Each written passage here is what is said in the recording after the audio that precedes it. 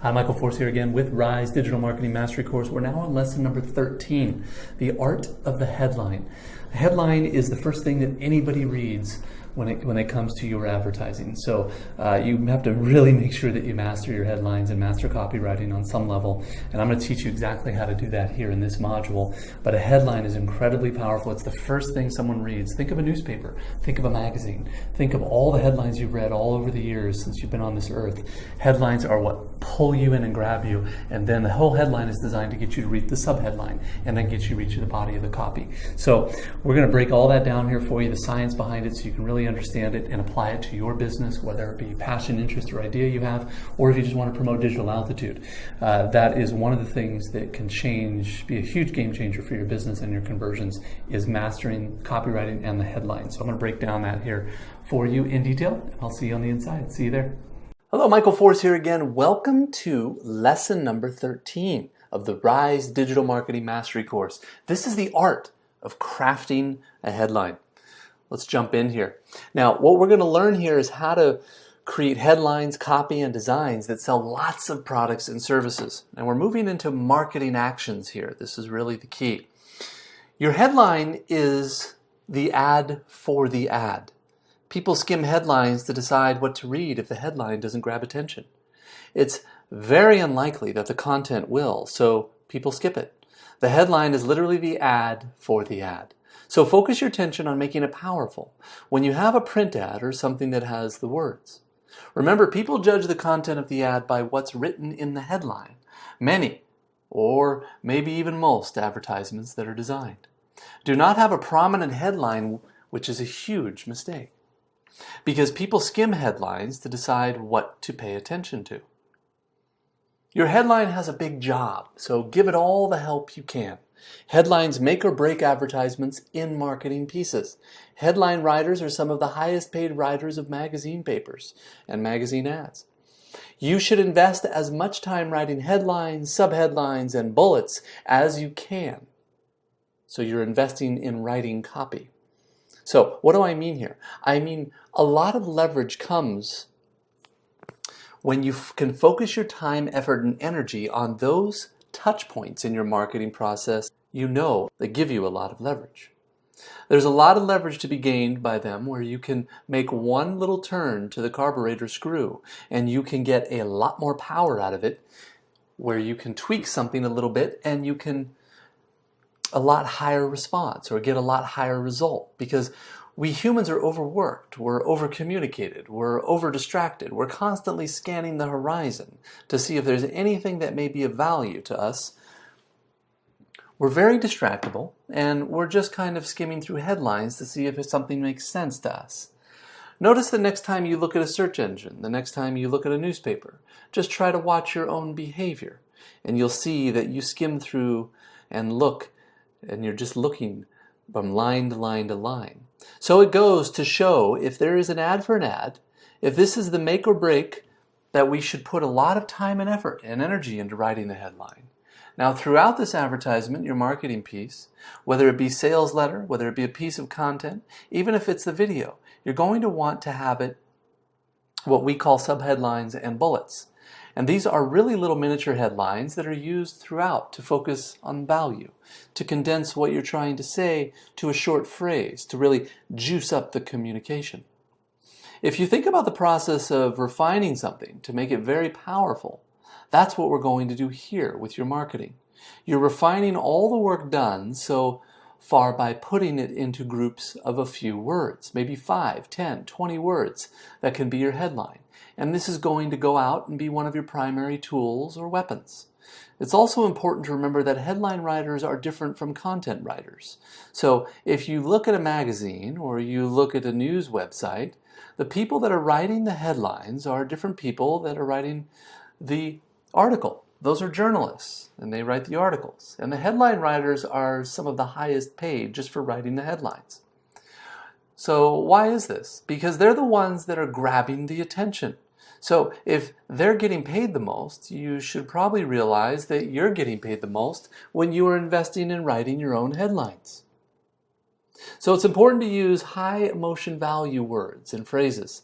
Some words and phrases trigger stronger emotions than others. For instance, The word lawyer triggers a stronger emotion in most people than the word attorney. The word fat triggers more emotional response than the word extra pounds. The word belly fat, or even the words fat ass, will trigger an even higher emotional response in most people than just the word fat alone. It's very worthwhile to listen to your customers as you're interacting with them, as you're doing sales interviews and research conversations, as you're surveying them. Listen carefully to their words that they're using. See if you can pinpoint the specific high emotion value words to use in your advertisement and in your marketing. In fact, it's a good idea to start keeping a file of these high emotional value words and phrases so that you can tap into them anytime you need to. So, what are your high emotion value terms? What are the terms that your prospects and customers are using to describe their fears and their frustrations, their wants and their aspirations? What are their terms? What are their phrases? What are those unique ideas, rather, being captured in words that trigger emotion? These are the words you should use in your headlines. Offer the promise of a result, a benefit, or a relief in your headline. As we've learned, people are motivated by results, benefits, relief. So offer these key motivators in your headline or your opening. Your prospect can't hear about their wants, fears, desires, and challenges too much. And also, I want to clarify here that your headline can be considered the big words at the top of your ad, but they can also be considered the first words that you say in a virtual webinar class. They're the first words that you can say in a video presentation, or they're the first words of whatever, or the beginning of whatever you have to say in good stuff like PDFs or articles. If you listen to all of the Beatles' #1 hits from back in the 60s, you'll notice something that most of their #1 hits have in common, that most songs do not, and it is that they take the hook. Okay, whatever the name of the song is and the memorable lyric, the memorable melody, and they start playing it at the beginning. Go and listen to them and you'll hear the hook, the chorus is right at the beginning of almost every single one of their #1 hits. They understood that you've got to get your best stuff out up front. So for you, offer the promise of a result, a benefit, or a relief right up front and use those power words as quickly as you can. So you want to give I want to give you 5 of the most famous headlines that work. Now, these are headlines that are literally world famous that you read about in advertising books and so forth. There's no mythological figures that wrote these, The experts of advertising and the marketing world is really what they are. Many of them have made millions and millions and millions of dollars, sometimes even more, as in sales as a result of some of these headlines. So the first one. How to win friends and influence people. This is not only a headline that was used at the top of advertisements, it's also the title of one of the very best-selling books of all time. Sold, when I last checked, over 15 million copies and was #2 in the Western world only to the Bible. Dale Carnegie's How to Win Friends and Influence People, another famous ad that ran for decades. The headline was, "Do you make these mistakes?" in English. Another famous headline, "How can I improve my memory in one evening?" Another, "How a new discovery made a plain girl beautiful." And then one of the all-time most favorite headlines, "At 60 miles an hour, the loudest noise is the new Rolls-Royce." What do you notice about these headlines? What do you notice about them? One of these things that you'll notice is they pack a lot of punch. If you're reading these headlines, you'll probably want to know what the solution is or what the answer is. So how to win friends and influence people? I want to know how to do that. Do you make these mistakes in English? I think I'm not too bad with English. I'm no master of the language or anything, but I would want to know what the mistakes are I'm making in English. How to improve my memory in one evening. I want to know that. That's something I'd immediately be curious about. So I can improve my memory in one evening. How a new discovery made a plain girl beautiful. A new discovery that equals beauty. What is beauty equal, by the way? Well, to the human chimpanzee, it equals youth, attractiveness, and mating opportunities, reproduction, attracting a better mate. This one's more subtle, but very powerful for what it is in marketing. At 60 miles an hour, the loudest noise you'll hear is the new Rolls-Royce. So what is this suggesting? Well, it's suggesting that is really quiet car, or is it a really loud clock, or maybe something of both, but you get the idea. Powerful for marketing. One of the most expensive automobiles in the world. So notice these offer benefits, they offer outcomes, they offer results. Winning friends and influencing people, when you ask, if you make these kind of mistakes in English, the promise is that you're going to learn what the mistakes are, and then you'll be able to avoid them so you don't look stupid, so that you can sell more intelligently. How to improve my memory in one evening. If your memory is going, or you start to notice that you can't remember things, that's going to call your attention. You're going to want to read that. You're going to stop what you're doing immediately. A new discovery that made a plain girl grow beautiful. By the way, one of the things that I like about these headlines and why I'm using them as examples here is because these are simple headlines. There's no rocket science here. We don't have to use a bunch of fancy tricks. It was nothing sophisticated going on. We can simply ask, what is the benefit of the outcome or the result? And that we're promising, and that we formatted it up in the headline that draws the reader in and pulls in the prospect. Something else that's important to keep in mind about your headline is that you need to align and connect your headline to every part of your marketing. One of the biggest mistakes in marketing blunders that I see is the misalignment of a headline, message, and its offer. Consider when going to ask a customer to do at the end that they read whatever your headline is at the beginning over the top and then align your headline with it. Make sure that all parts of your marketing are connected, continuous, and congruent.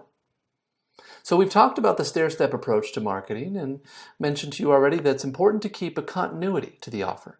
The next step that makes sense for someone who took the step before. Don't continually change the message or change what you're offering. But when I look at advertisements and I look at marketing pieces, whether they be sales, letters, videos, websites, often what I see is a headline that's speaking to one thing off, and ambiguous words, not clear of what it's talking about.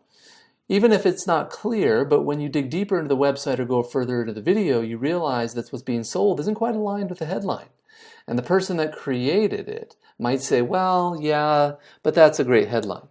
And I might say, well, yeah, but that's like saying to someone, here's a map. It's really, really great map. And look at it beautifully. It's designed, wonderful colors. It's easy to fold up and put in your pocket. But then when you open it, it's not accurate. You see my point. Okay, all different locations are in wrong places, like if that was the case in maps. See, I don't want to create a headline that is talking about the thing essentially that you're going to be selling down the road, not about something that's kind of related or that somehow fits. Make sure that it's aligned and it's congruent. When in doubt, start with the words how to. A tried and true formula for great headlines, subheadlines, and bullets. It's to start with the simple words how to. Many best-selling books start with the words how to. It's some you'll see all around when you start to look for them. Add result, benefits, relief, how to, and you're already writing red headlines out of the gates when you do that. So, how to lose belly fat, how to attract someone to get a date, how to get out of debt, how to buy your first home. Take these words, how to, and put them in front of whatever it is you're offering at the end of how to, and you'll probably got a pretty good headline. Especially if you're promising results, benefits, or relief. So when in doubt, start with the words how to. I'll tell you, I use the words how to often. They're not something that you just go use and say, okay, now, how to do this or how to do that or how to do this next thing. How to is probably the most important opener for headlines that you can learn, and you should be using it regularly. And unless you come up with something that you know is better, start with a how to, because it forces you to create something that will make sense to your prospect. Now, you also want to reuse your headline powers in your marketing. Headlines are essentially concentrated marketing, power-focused into a few words. You want to reuse this power throughout your marketing in the form of subheadlines and bullets. So every few minutes, if you have a video, every half page to a page, if you're writing long form sales copy, you want to insert a subheadline That is another powerful promise of a benefit. And later on in your marketing, you want to summarize all of those different results, relief, things that are going to offer them a series of bulleted little tiny headlines. So that's another powerful benefit after another, after another. So I would say that at least 20 or 30% of your marketing should be using these headline power and formulas that you're learning to create more headlines, and use these for subheadlines and for bullets. We'll learn more about this in a bit, where to put these and how to use them. But for now, just keep using this superpower that I've been teaching you here, because it's one of the most important things you're going to learn. So put subheadlines throughout your written copy. Put them every few minutes in a video or audio or a live presentation, and have a section in your marketing where you list one bulleted benefit after another after another. What's someone going to get when they invest in your product or service? Okay, so let's do an exercise here. A powerful headline, okay? We're going to practice creating the ultimate marketing weapon here. A powerful headline. First, review your notes to find your strongest emotional motivators. Then consider the benefits of your product or service offers. Finally, use the following formulas to write at least 10 variations of this headline that will grab your prospective customers' attention and draw them in instantly. So, here's a result or a benefit focus. So how to get a result quickly without risk. In an example, how to get out of debt in 90 days or less with this simple guaranteed system. Here's a pain focus, how to eliminate a specific pain without more pain. An example would be how to lose 33 pounds of fat without tortured diets or hard exercise. Here's one that focuses on the situation, if and then specific emotional hot buttons is happening when your worst fear might be true. Example, if you experience lower back pain while sitting, then you may need surgery. Action focus. What to do if the specific hot button situation is happening. So an example is what to do if you notice your husband looking at other women. Customer focus. 10 mistakes that customer descriptions makes in a situation and how to avoid them. 10 mistakes that a customer makes and their situation and how to avoid them. Example, 10 mistakes most men make when approaching women and how to avoid them. The approach focus, so why this is a common sense approach doesn't work and what to do about it. An example would be why diets don't work and what to do about it. And then the magic really comes in. Rarely you get the opportunity to create a headline that's the magic, because someone can actually turn their problem into a benefit. These are just examples. If you had these and they were truly used, they would be very powerful. So how to use your credit card to make money. Or another, how to lose weight by eating more food. Magic is very appealing to people. We all believe that we can find some magic button or pill that will solve problems. We don't want to sell anything that's not true, of course, which a lot of hucksters out there do. So you only want to use a headline like one of these if what you have really works and you can back it up. I want to warn you here, whenever making claims in marketing, never make claims of any kind. They must be true, and you must be able to support them and back them up. And they must not be 1 in a million times. There are laws and rules and regulations that you should check with your legal and business professionals before you make any claims in your marketing. I just want you to know that you need to be responsible for anything that you say, and only say things that are true and things that you can prove. So let's do that exercise. Do those 10 variations of your headline, and I'll see you on the next training. Take care, and we'll see you there.